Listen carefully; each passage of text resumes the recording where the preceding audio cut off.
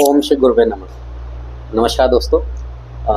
दोस्तों एक ये बहुत कॉमन सा मिसकंसेप्शन या एक तरीके से आप कहिए कि लोगों के मन में एक दुविधा सी रहती है कि हम लोग वेज या नॉन वेज खाने को लेकर के किसी तरह का कोई रिलीजियस या ये मतलब कोई डॉगमा या कोई स्टिग्मा है या नहीं है, या इससे कुछ करने से कुछ अच्छा या बुरा तो नहीं होगा। तो आज ये वीडियो मैं उसी एक टॉपिक पे बनाना चाह रहा था, क्योंकि मैंने ग्रोइंग अप अपने लाइफ में देखा है और नियर अराउंड हमारी विसिनिटी में बहुत सारे लोग हैं, बहुत इस परेशानी में रहते हैं कि उनका धर्म, उनका रिलीजन कुछ बताता है, उनका अपना मन कुछ करता है। हमारे कई सारी मूवीज़ में और इन सब में भी बहुत फ़नी वे में इस चीज़ को डिपिक्ट किया जाता है कि लोग छुप छुप करके जा रहे हैं, दोस्तों के साथ जा रहे हैं, अकेले जा रहे हैं, नॉनवेज खा रहे हैं, उनको बड़ा अच्छा लग रहा है, लेकिन वो डरते हैं कि घर पे पता चलेगा या तो डांट पड़ेगी या हमारा धर्म हमें इस चीज़ की इजाज़त नहीं देता।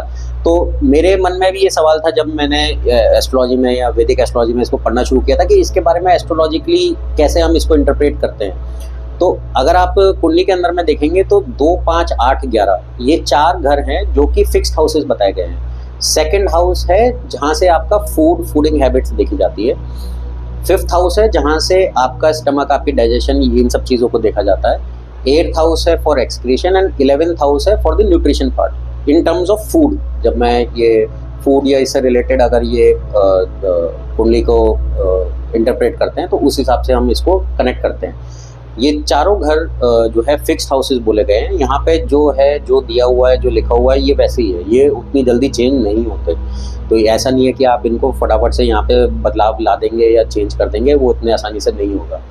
जो भी सेकंड हाउस में आपकी राशि बैठी है, जो प्लैनेट्स बैठे हैं, वो उस तरह का फूड मांगेंगे, उस तरह की उसकी एनर्जीज वहाँ पर होंगी और उस तरह की आपकी प्रेफरेंसेस बन जाएंगी। लेकिन हम क्या चूज़ करें कि हमें क्या खाना है या क्या नहीं खाना है। तो मेरा ये पर्पस इस वीडियो में बनाने का सबसे पहले तो ये है कि मैं आपको, अगर आप यहाँ इस चैनल पर पहुँच गए हैं, इस वीडियो तक आ गए हैं और इसको देख रहे हैं, तो सबसे पहले तो आप गिल्ट फ्री हो जाएं कि आप जो भी खा रहे हैं उसमें आपको on a religious point of view कोई गिल्ट लेने की ज़रूरत नहीं है। हमारे हिंदू सनातन धर्म के अंदर में क्षत्रियों को मांसाहार भी बताया गया है, ब्राह्मणों के लिए एक टाइप का खाना है, वैश्य समाज के लिए एक टाइप का खाना है, क्षुद्र लोग जो बताए गए थे उनके लिए अलग टाइप का खाना है। खाना जो है, आहार जो है, वो आपकी ज़रूरत के हिसाब से बताया गया था, क्योंकि सेकंड हाउस में जो आप खाते हैं वो आपको फिफ्थ हाउस में इफेक्ट करता है। तो सेकंड हाउस आपके फूडिंग हैबिट्स से रिलेटेड है, बट वो आपको इफेक्ट करता है फिफ्थ हाउस में, जो कि आपके डाइजेशन से रिलेटेड है और आपकी पोजीशन से रिलेटेड है। Fifth house is about your position. तो आप जिस तरह का खाना खा रहे हैं वो आपकी पोजीशन के हिसाब से होना चाहिए। और फिर उसके बाद 8th हाउस में, जो कि हाउस ऑफ डेथ है, वहाँ से एक्सक्रीशन है, वो देखा जाता है। और उसके बाद उसके जो फाइनल इफेक्ट है वो 11th हाउस में आप उससे क्या चीज़ गेन कर रहे हैं, जो कि हाउस ऑफ गेन्स है 11th हाउस, उसके बारे में। तो आप जो सेकंड हाउस में जो खा रहे हैं उसका चक्र घूम करके 5वें 8वें घर से 11वें घर में फाइनली जाकर के वो गेन कैसे आ रहा है, वो उससे देखने का है। तो आप इस चीज़ को, गिल्ट अपने मन से निकाल दीजिए कि मैं ये खाऊंगा या ये नहीं खाऊंगा तो इससे मेरा कुछ अच्छा या बुरा होने वाला है। वो अच्छे बुरे की बात नहीं है, वो आपकी ज़रूरत के हिसाब से है और आपकी ज़रूरत के बारे में है। तो मान लीजिए सेकंड हाउस के अंदर में अभी हम फूड हैबिट्स के बारे में बात कर रहे हैं। आप जितना अच्छा सरल खाना खाते हैं, क्योंकि सेकंड हाउस वेल्थ का भी है, तो वो आपके लिए, वेल्थ के लिए भी बेनिफिशियल होता है। आप जिस तरह का खाना खाते हैं, जिस तरह का आहार लेते हैं, वैसे ही आप बनते हैं, इस तरह की कहावत है।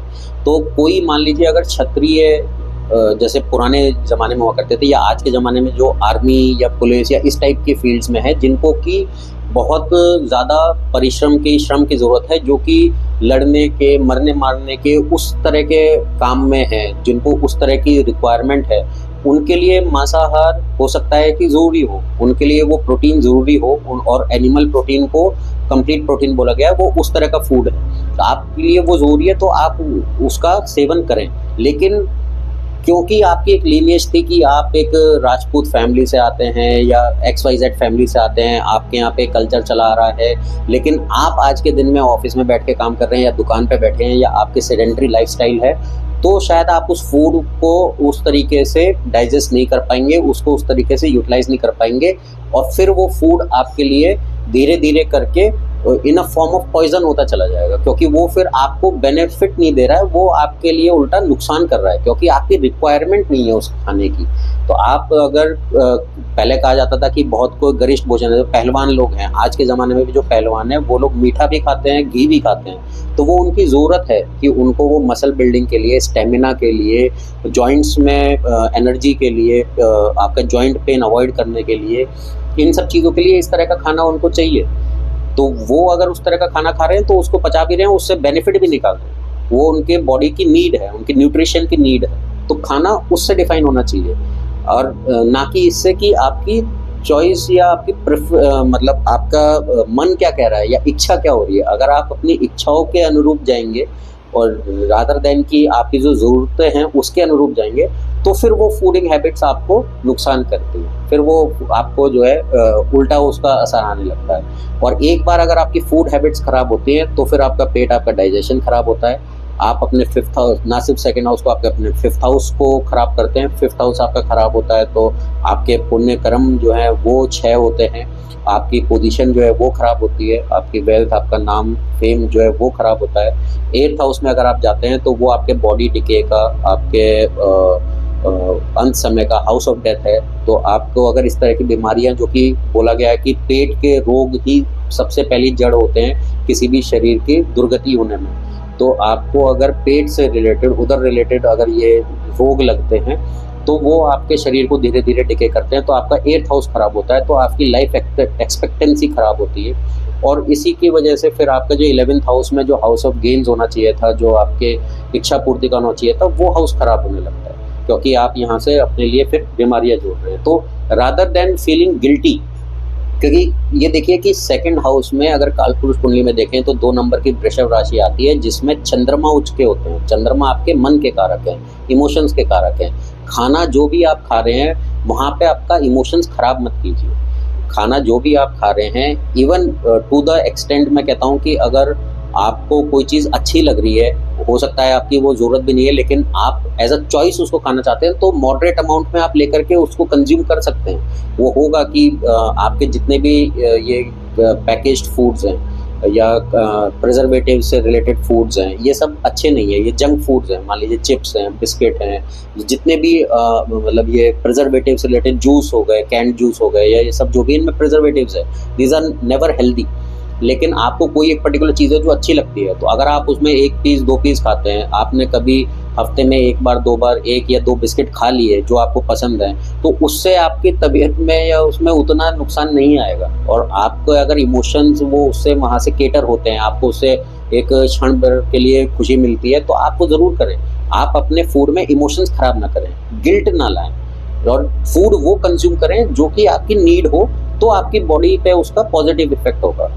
तो सबसे पहली बात तो गिल्ट अपने मन से निकाल दीजिए कि वेज ही खाना है या नॉन वेज खाना है या जो भी है, या ये खाना है, हमको कोल्ड ड्रिंक पीनी है नहीं पीनी है। कोल्ड ड्रिंक पीने से अब हम इतना सब देख रहे हैं सोशल मीडिया पे, इधर उधर पे, कि आपकी तबीयत खराब होती है। आप उस व्यक्ति से पूछिए जो कि सारे दिन धूप में घूम रहा है, जिसको कि पसीने पसीने हो चुका है, थकान से चूर है, उसको अगर आप आधा गिलास cold drink with ice cube डाल करके एकदम चिल्ड दे देते हैं, तो जो चीनी हम बोल रहे हैं कि कोल्ड ड्रिंक के अंदर में आधी से ज़्यादा चीनी है, वो चीनी उसके लिए तो एनर्जी का काम कर रही है। तो ऐसा नहीं है कि वो चीनी पी करके उसको डायबिटीज़ हो जाएगा, वो ऑलरेडी बहुत थका हुआ है, उसको एनर्जी बर्स्ट की शॉट की ज़रूरत है। हो सकता है वो कोल्ड ड्रिंक उसके लिए उस समय जो है बहुत हेल्पफुल है। तो कभी भी अपने इमोशंस अपने फूड में ख़राब ना करें, और गिल्ट कभी नहीं लेकर के आएँ, तो आपके लिए आपकी फूडिंग हैबिट्स बहुत अच्छी हो जाएंगी। और आपकी जो बॉडी की नीड है उसको आइडेंटिफाई करते हुए अपनी फूड हैबिट्स को उससे अलाइन करें, ना कि ये सोच करके कि मेरे को रिलीजन में क्या बोला है, या मेरे फैमिली में क्या चला आ रहा है, या फिर कि मुझे किसी ने समाज में क्या बोला है, हमको वैसे करना है नहीं करना है। आप उससे ना जाएं, आप आपकी नीड से देख लें तो भी गुड इनफ है। और ये जो एक टॉपिक है कि non ways in terms of कि आपको उसके इमोशनल रिपरकशंस आते हैं, या आपके ऊपर में उसका कोई और दूसरे टाइप से इफेक्ट होता है कि आपकी इमोशनल बॉडीज उससे हर्ट होती हैं, कुछ होता है, इस पे हम लोग इन फ्यूचर कभी दोबारा से फिर चर्चा करेंगे। लेकिन आज के वीडियो में मैं बस उतना ही फिर से मैसेज दे करके रखना चाहता हूँ कि फूड के अंदर में गिल्ट ना लें, फूड के अंदर में अपने इमोशंस खराब नहीं करें, अपनी बॉडी की नीड, अपने काम की नीड के हिसाब से खाएं।